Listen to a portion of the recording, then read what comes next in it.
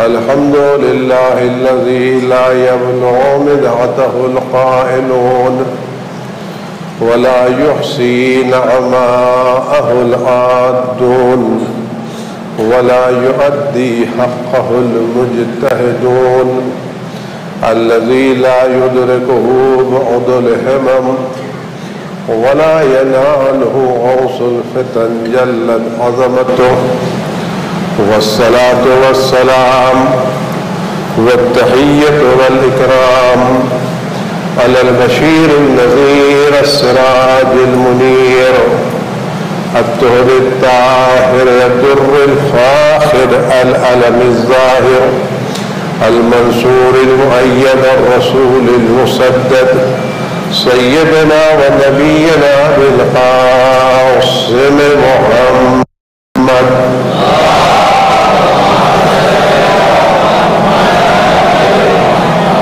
وآله الطيبين الطاهرين المعصومين المظلومين الذين أذهب الله عنهم الرجس وطهرهم تطهيرا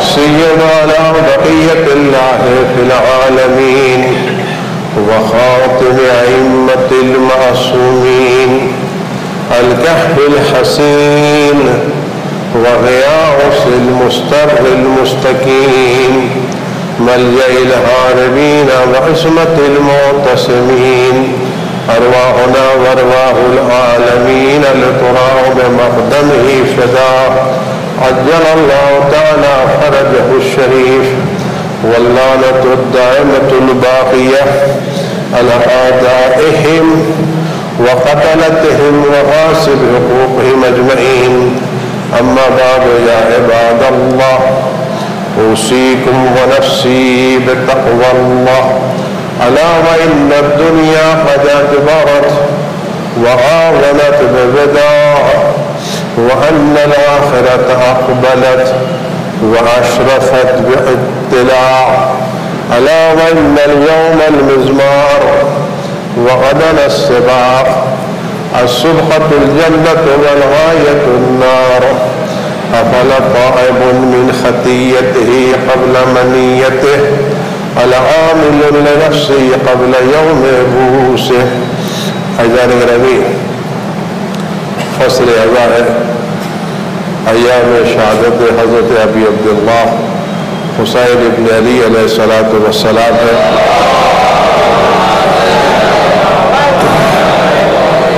ہم خداوند عالم کی بارگاہ میں شکر گزار ہے سپاس گزار ہے اس نے ایک سال ہمیں پھر سید الشہداء کی عزاداری برپا کرنے کی توفیق عطا فرمائی اور ہمیں یہ سعادت عطا فرمائی کہ ہم ان کے فرش ادا پر شریک ہو سکیں اور ان کے اجداد کو خاص کر کے جد والد ماجدہ کو پرسا دے سکیں اور ان کے غم میں دو چار آنسو بہا سکیں ہم واقعی خدا کے شکر گزار انہیں یہ سعادت عطا کی کہ اہل بیت کی فرش ادا پر ہمیں بیٹھنے کا موقع ملا اور ان چند دنوں میں ہمیں ان کے تعلق سے آنسو بہانے کا عزاداری کرنے کا سینہ زنی کرنے کا موقع ملا یہ بہت بڑی سعادت ہے جو ہمیں نصیب ہوئی ہے جس سے دعا کا جس خدا نے یہ سعادت ہمیں دی ہے تمام کوتاہیوں کے باوجود تمام خامیوں کے باوجود خدا ہمارے ان عزاداریوں کو قبول فرمائے اور ہماری آخرت کا ذریعہ قرار فرمائے اور ہمیں زندگی کے آخری لمحات تک عزاداری سید الشہداء کرنے کی توفیق مرحمت فرمائے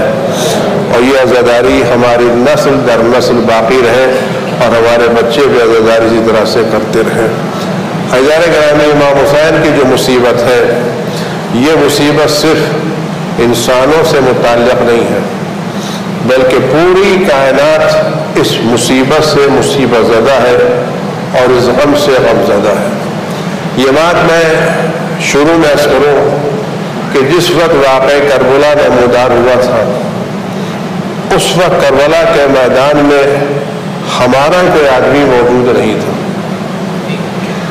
جو لوگ امام حسین علیہ السلام کے ساتھ تھے ان کی اکثریت شہید ہو گئی تھی خالی ایک امام علیہ السلام بچے تھے جو بھی قید میں تھے اور وہ بھی جس وقت تک وہ زندہ رہے اس وقت تک بنی امیہ کی حکومت کے زیر اثر رہے۔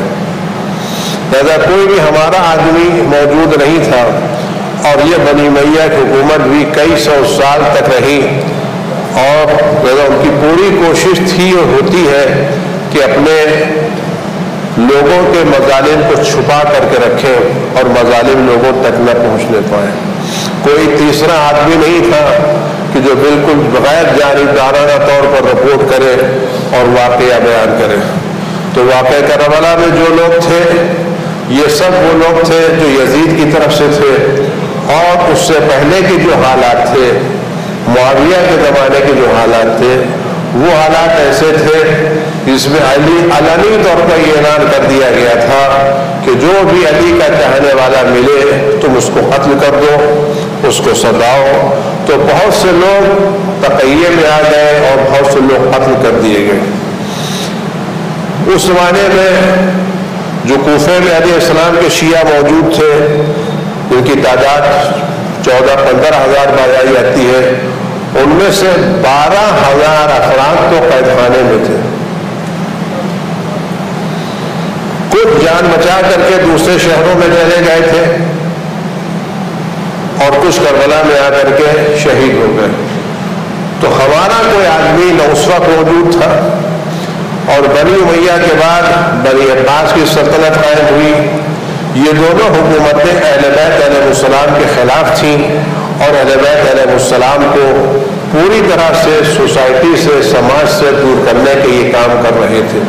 اس ان تمام حکومتوں میں دور دیکھیں، کسی بھی دور پر ائمہ معصومین علیہ السلام کو آزادی کے ساتھ کام کرنے کا موقع نہیں ملا۔ ہمارے کتنے ائمہ معصومین تھے جنہوں نے اپنی زندگی قید میں گزاری۔ جب اماموں پر یہ سختی تھی تو آپ غور کریں ان کے چاہنے والوں کے زمانے میں کیا سختیاں رہی ہوں گی، اور یہ دور چلتا رہا، اور آج بھی ان لوگوں کی طرف سے سختیوں کا بازار ہے جو گرد ہے۔ اور آج بھی محرم میں آپ دیکھ لیں کہ پرسکون جلوس پر بھی حملے ہو رہے ہیں اور اعتراضات کیے جا رہے ہیں۔ اب ان ماحول میں اور ان پابندیوں میں اگر امام حسین کے مسائل ابھر کے سامنے آئے تو یہ صرف امام حسین کا معجزہ ہے، اور ان کی کتابوں میں لکھا جائے کہ کسی معجزے سے کم نہیں ہے، جبکہ باقاعدہ حدیثوں پہ لکھنے پر پابندیاں تھیں، اور تاریخیں لکھی جاتی تھیں تو بادشاہوں کے نام سے لکھی جاتی تھی۔ اب آپ غور کریں، احمد ابن حنبل اہل سنت کے اماموں میں شمار ہوتے ہیں، حنبلی فرقہ ان سے منسوب ہے، ان کی کتاب ہے مسند، جس کو مسند احمد ابن حنبل کے نام ہے۔ اس میں پہلی جلد میں صفحہ 200 ہے کہ جناب ابن عباس کے روایت ہے۔ روایت کس نے نقل کی ہے؟ احمد ابن حنبل اپنی کتاب مسند میں جناب ابن عباس روایت ہے کہ ابن عباس فرماتے ہیں کہ میں نے رسول اللہ صلی اللہ علیہ وسلم کو خواب میں دیکھا،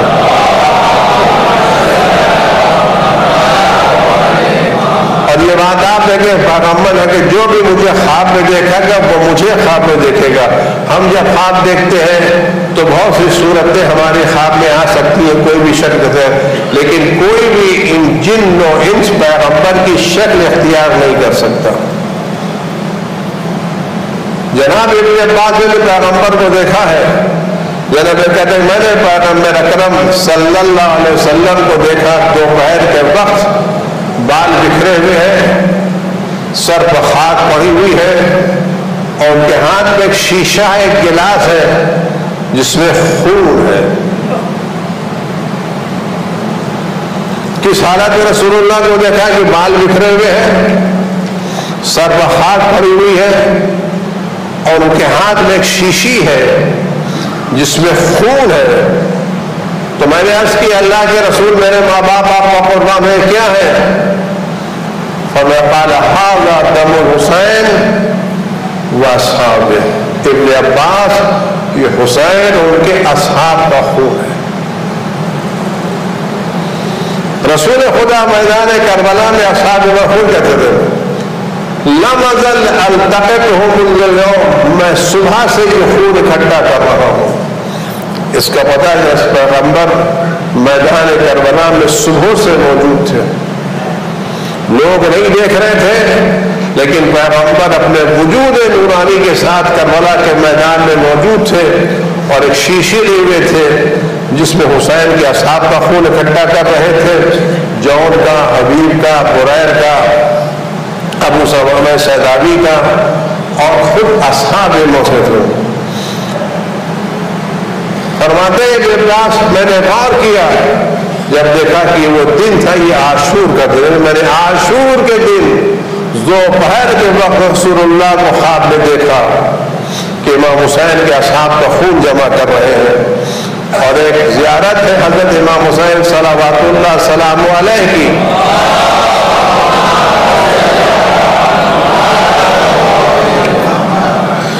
جس میں ملتا ہے کہ امام حسین کا خون جنت میں سکن فی الخلد،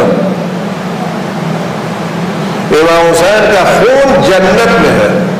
اور بعض روایتیں ملتا ہے جب محرم کا مہینہ آتا ہے اور محرم کا چاند نمودار ہوتا ہے تو وہ پیرہان امام حسین جو حسین کے بدن اقدس پر تھا وہ آسمان پہ لہرا دیا جاتا ہے اور اس سے خون ٹپکنے لگتا ہے۔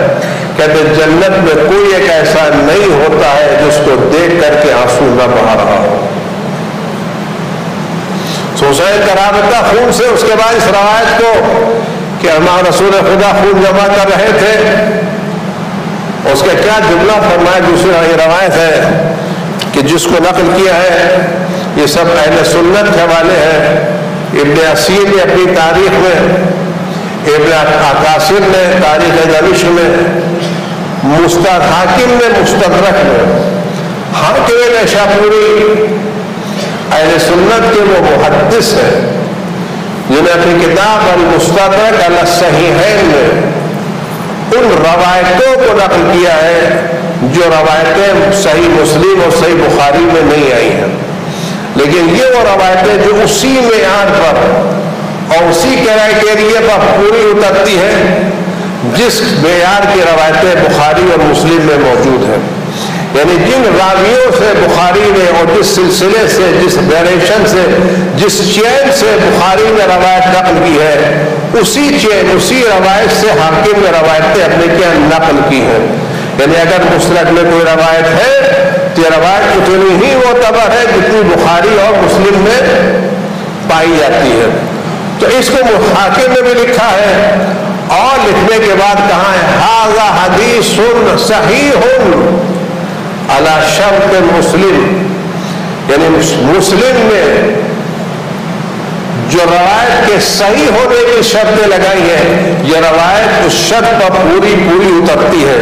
روایت کیا ہے کہ ابن عباس کی روایت کہ میں نے رسول خدا صلی اللہ علیہ وسلم کو شام غریبہ میں دیکھا، ان کے ہاتھ میں ایک شیشی تھی جس میں خون جمع ہوا تھا۔ میں نے عرض کیا اللہ کے رسول یہ خون کس کا ہے؟ کہ امام حسین کا، ان کے اصحاب کا خون ہے۔ اس کا جملہ فرماتے ہیں ارفعوها الی اللہ تعالی، میں یہ خون خدا کی بارگاہ میں پیش کروں گا، یعنی خدا کی عرض کروں گا پروردگار میرے حسین نے تیری راہ میں خون دیا ہے۔ اور اسی طرح کی روایت ام سلمہ سے بھی ہے، ام سلمہ روایت ترمذی نے نقل کی ہے، کہتے میں ام سلمہ کی خدمت میں حاضر ہوا اور وہ رو رہی تھی، میں نے پوچھا آپ کی آنکھوں میں آنسو کیوں جاری ہے؟ تو کہا میں نے رسول اللہ کو خواب میں دیکھا ہے، ان کے سر پر اور ان کی داڑھی میں مٹی لگی ہوئی ہے، خاک لگی ہوئی ہے۔ میں نے پوچھا اللہ کے رسول کیا ہے؟ کہ میں بھی کربلا کے میدان سے حسین کی شہادت دیکھ کے آ رہا ہوں۔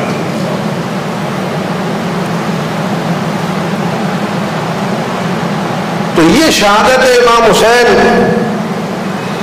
نہ صرف تھی بلکہ آپ غور کریں اس شہادت کے اثرات کہاں تک تھے۔ ہم بہت زیادہ اپنی آزاداری پر فخر و بہات نہ کریں، جو آزاداری امام حسین کی کائنات میں ہو رہی ہے اس کے مقابلے ہماری عزاداری ایک ذرہ بھی حیثیت نہیں رکھتی. یہ روایت بھی اہل سنت کی کتاب سنن بہقی میں ہے کہ روایت ہے کہ جب امام حسین علیہ السلام قتل کیے گئے تو آسمان تاریک ہو گیا،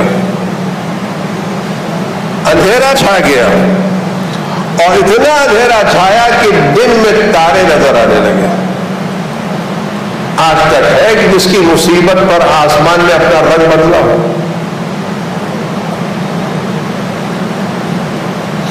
سورج چھپ گیا تھا، چاروں طرف اندھیرا چھا گیا تھا، اور اتنا اندھیرا چھا گیا تھا کہ دن میں تارے نظر آ رہے تھے. کل ایک بار کہ ہم کو احساس ہو رہا تھا کہ قیامت قریب آ گئی ہے.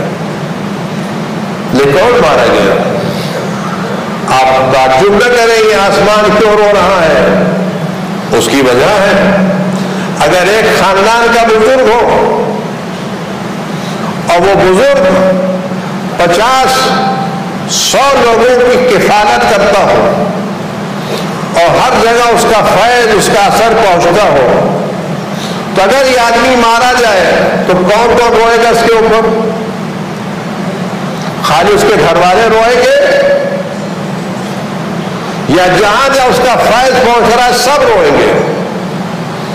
تو امام حسین صرف انسانوں کے امام نہیں ہے، زمین کے، آسمان کے، ستاروں کے، سورج کے، چاند کے، سب کے امام ہیں. اور سب کو وجود امام حسین علیہ السلام کی بنا پر مل رہا ہے. آج بھی اگر یہ سورج چمک رہا ہے تو اس کی نورانیت امام وقت کی بنا پر ہے.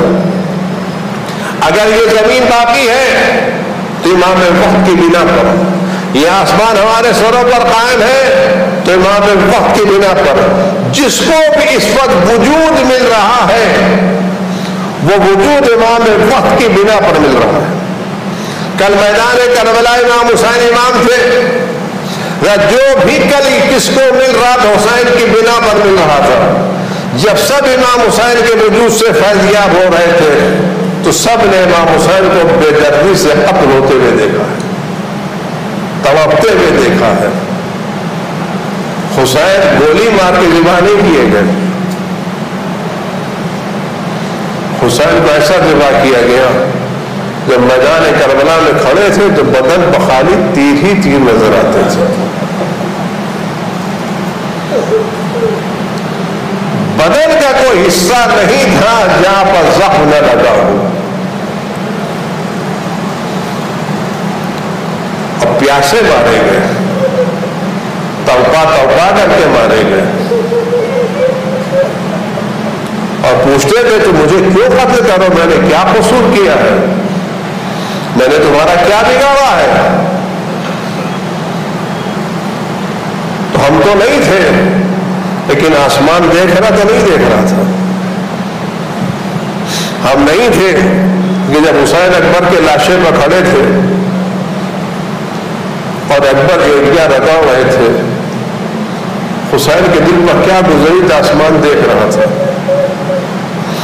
جب امام حسین ابوالفضل عباس کے سہرانے موجود تھے اور اپنے بھائی کی آنکھوں میں لگا ہوا تیر دیکھ رہے تھے اور بھائی کی پیاس کو دیکھ رہے تھے تو سورج بھی دیکھ رہا تھا، ستارے بھی دیکھ رہے تھے، حسین کی تنہائی کو سب دیکھ رہے تھے کہ کیسے لوگ حسین کو مار رہے ہیں.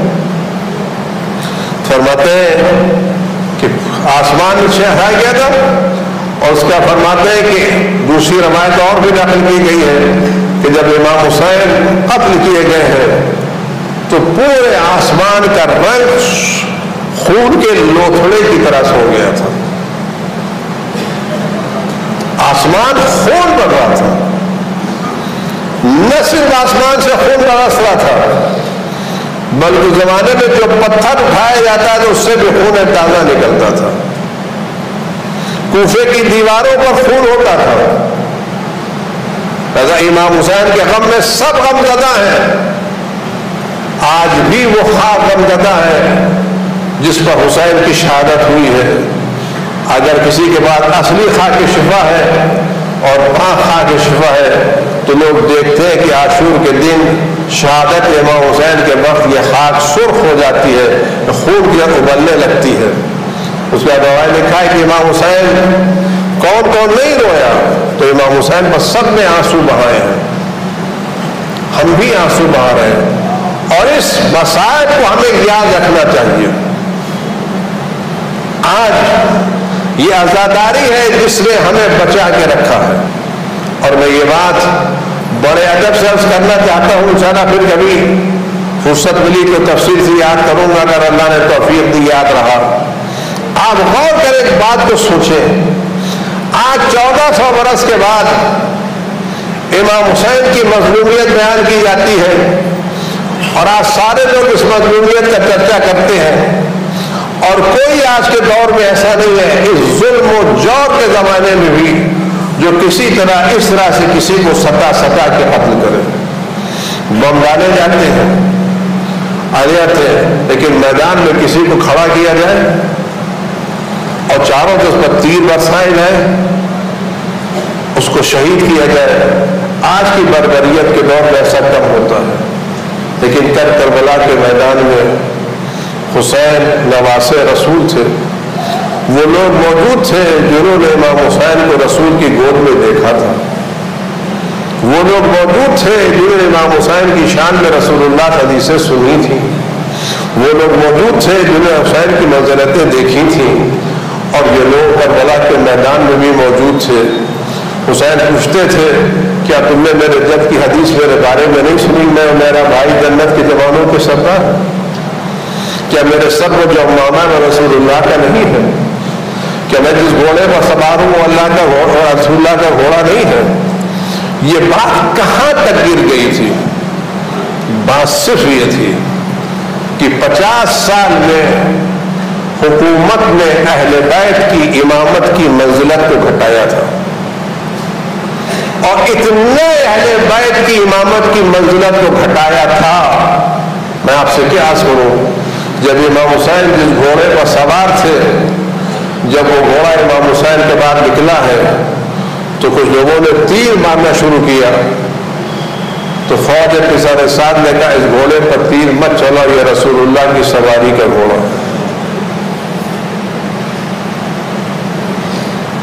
امت رسول اللہ کے سواری کے گھوڑے کا احترام کر رہی تھی اور خود حسین کے پر تیر برسا رہی تھی۔